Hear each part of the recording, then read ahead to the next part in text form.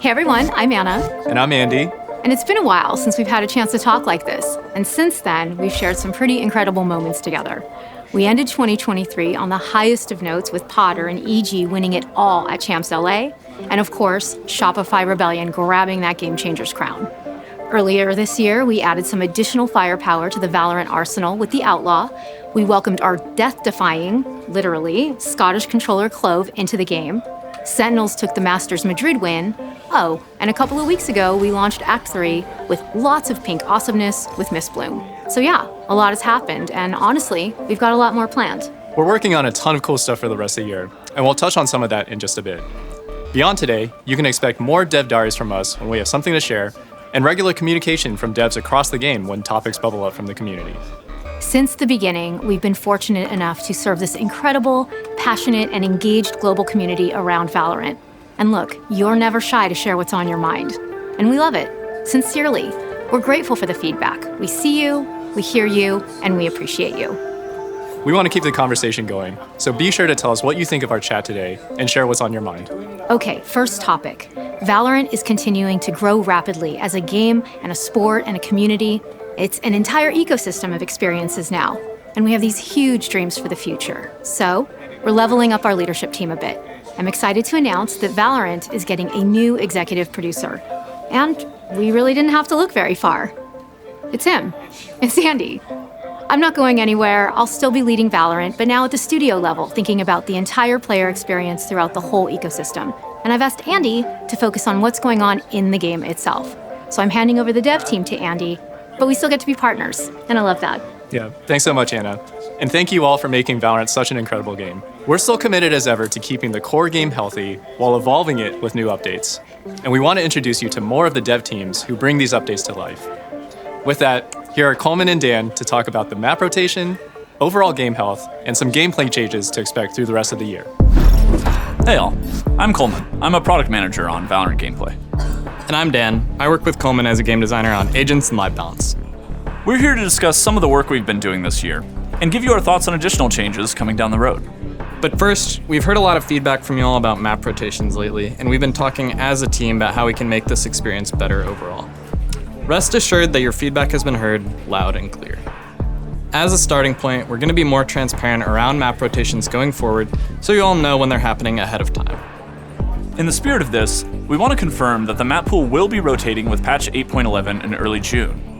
Breeze and Split will be rotating out, and Haven will be rotating back in. Now, let's dive into our main topic for today, role diversity. For context, the live game team's top priority for 2024 has been to increase intra-role diversity across the roster. Basically, looking at each role and ensuring more agents are viable in each one. And promoting role diversity sometimes means toning down the power of an agent whose dominance prevents other agents in that role, or even other roles entirely from getting picked. That was the reasoning behind our changes to Skye and Viper earlier this year.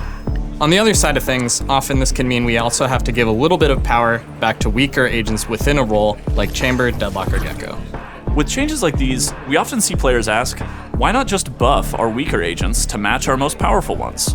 And we hear you. Buffs are fun. But there are two main reasons why we don't focus on buffing weaker agents as our primary balancing approach. The first is that Valorant as a game is more than just agents. It's a tactical shooter. The Valorant experience is a balancing act between agent utility, lethal gunplay, and tactical map design. If we buffed all of our agents to match our strongest ones in terms of power, we'd run the risk of agent abilities overshadowing everything else. Instead, we strive to maintain a healthy power level for our agents, and then tune our roster accordingly. Second, as you all keep playing the game, your aim, creativity, and teamwork keep getting better. So you have to constantly reevaluate the game. For example, Jet from the open beta would be an absolute terror if she was unleashed on Valorant in 2024. And back then, she was widely considered underpowered. So you have to ensure we're maintaining that balance while also keeping up with the community. None of this is to say we won't ever buff agents. In fact, we'll talk about some buffs in a minute. But nerfing agents is also a very important responsibility of ours. It ensures that Valorant will still feel like Valorant for years to come. Okay, let's talk about some balance changes that you'll be seeing very soon. In early June, with patch 8.11, we're shifting our focus to the duelist role. Over time, we've seen pick diversity decline among duelists, especially in higher skill and pro play brackets. So, we'll be shipping some nerfs to Raze, focused on her satchel mobility, as she's been an overly dominant pick in this space. And as for buffs, we see several candidates who have an opportunity to be more relevant in the current meta. ISO, Neon, and Reyna. Don't worry, we'll explain that last one. Yeah, for ISO and Neon, we're leaning into strengthening what makes them unique. Namely, we'll be adjusting ISO's shield paradigm and Neon's slide, as well as some small other tweaks. And for Reyna, we know she's quite strong in ranked, but she actually struggles in more coordinated team play. So her changes aim to improve her viability in those team environments like Premier and Pro, while also reducing some of her current rank strengths. These balance changes in 8.11 will most likely be the last significant ones you see from us until after champs. We want to make sure that pro teams have plenty of time to get used to these changes after Masters Shanghai and adjust accordingly. Of course, you'll still see smaller patches roll out during this time. We'll just only adjust balance if something major bubbles up. Also, we're working on some pretty exciting stuff for after champs that you'll get to play closer to the end of the year, like larger balance updates and modes changes. We'll be back to chat with you more about all that after champs. Also, keep an eye out for more comms from the Maps team coming this summer. Now, we'll toss it over to Preeti and Sean. Hi everyone, I'm Preeti, Product Manager on VALORANT Cosmetics. And I'm Sean, Art Director on VALORANT Cosmetics. We're here to talk to you about weapon skins. When we launched VALORANT back in 2020, Sean and I were in charge of figuring out skins for the game. It was really intimidating. Tac shooters were a completely new genre for Riot, and we sort of had to guess what kind of skins you'd all like.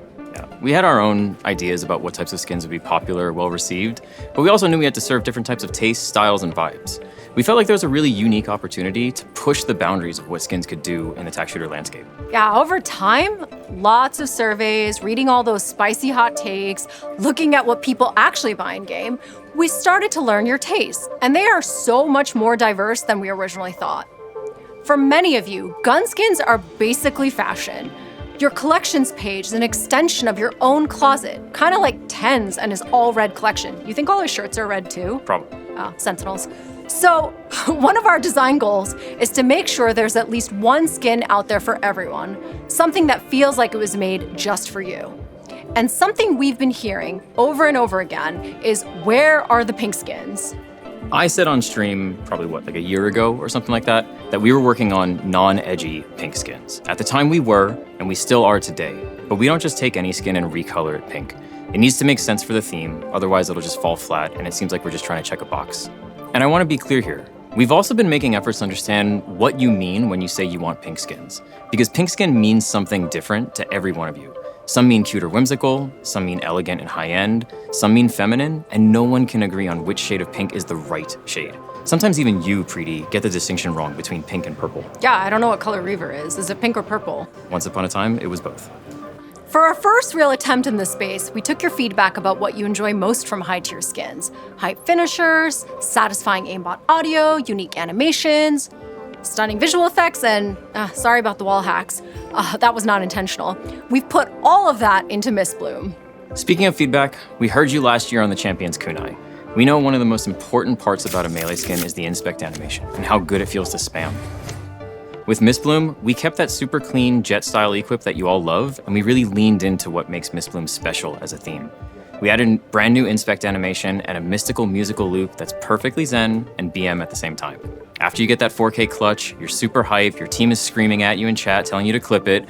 We know that you want to add a little bit of style to that play, and we know that the inspect should be really satisfying for that. So we really hope we've made something you'll love with these skins. And I swear, we'll continue to work hard on making more skins for all of you, no matter your tastes. Miss Bloom is just our first take on pink skins, but we promise it won't be the last. Anyway, next up is Outlaw.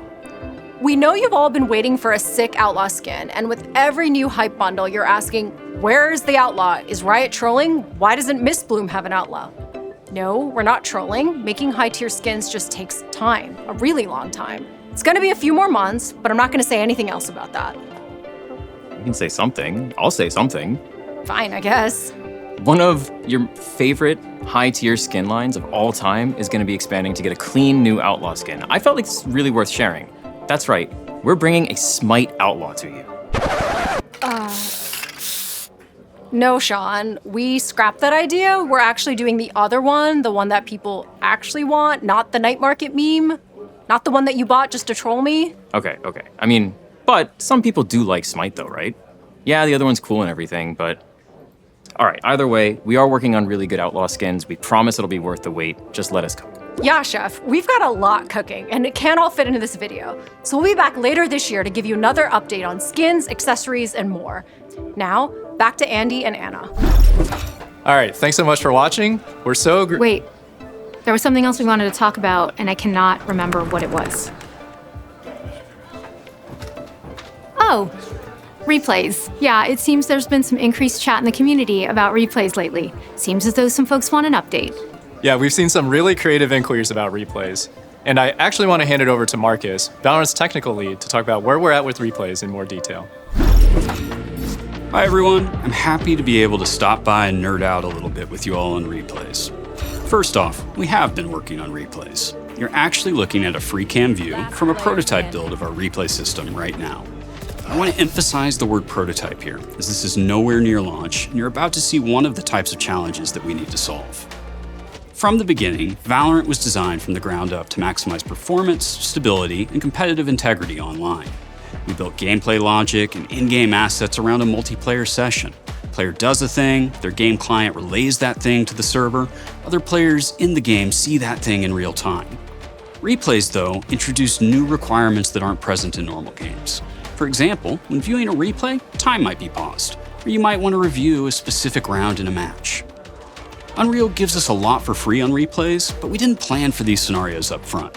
There are a plethora of issues with maps, abilities, weapons, as well as visual and audio effects that we need to work through to make them replay ready. Otherwise, defects show up when viewing moments out of a game and in a replay. Some of these defects are pretty funny.